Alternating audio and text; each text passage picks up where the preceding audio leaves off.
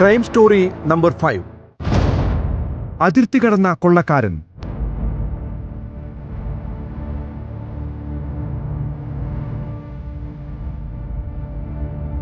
യുവതിയെയും കുടുംബത്തെയും ആക്രമിച്ച് സ്വർണം കവർന്ന വിദേശത്തേക്ക് കടന്ന പ്രതി പിടിയിലായി.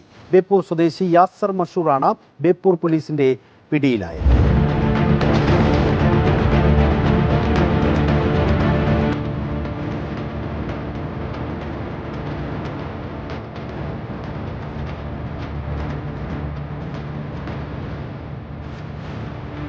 പതിനാറ് 4/2024 അന്ന് രാത്രിയിലാണ് കേസിനാസ്പദമായ സംഭവം നടക്കുന്നത്.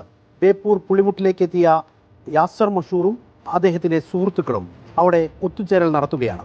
അവിടെ തന്നെയാണ് കൊണ്ടോട്ടി സ്വദേശിയായിട്ടുള്ള ബിജിലയും അവരുടെ കൂടെ ഉണ്ടായിരുന്ന ആളുകളും ഉള്ളത്. ആ ഘട്ടത്തിൽ ഇവരുടെ പക്കലുള്ള സ്വർണം ഉൾപ്പെടെ കണ്ടതിന് ശേഷം യാസർ മഷൂറും സംഘവും അവിടെ വെച്ച് ഇവരെ ആക്രമിക്കുകയാണ്. കല്ലുകൊണ്ടും കൈകൊണ്ടുമൊക്കെ അടിച്ച് പരുക്കേൽപ്പിക്കുന്നു. ആ സംഭവവുമായി ബന്ധപ്പെട്ടുകൊണ്ട് പോലീസ് എഫ്ഐആർ ഇടുന്നുണ്ട്. ഒപ്പം തന്നെ യാസർ മഷൂറിനെയും സംഘത്തിനെയും ഒക്കെ പോലീസ് അറസ്റ്റ് ചെയ്യുകയും അവരെ റിമാൻഡിലേക്ക് അയക്കുകയും ചെയ്യുന്നുണ്ട്. പിന്നീട് അവർ അവിടുന്ന് ജാമ്യത്തിലിറങ്ങിയ പ്രതി പക്ഷേ കോടതിയെ കബളിപ്പിച്ച് പിന്നീട് വിദേശത്തേക്ക് കടക്കുകയാണ്. ആ ഘട്ടത്തിലാണ് ബേപ്പൂർ പോലീസ് ഒരു ലുക്കൌട്ട് നോട്ടീസ് ഉൾപ്പെടെ പുറപ്പെടുവിപ്പിക്കുന്നത്. അങ്ങനെ നാട്ടിലേക്ക് വരാനുള്ള ശ്രമം പ്രതി യാസർ മഷൂർ നടത്തുന്നുണ്ട്.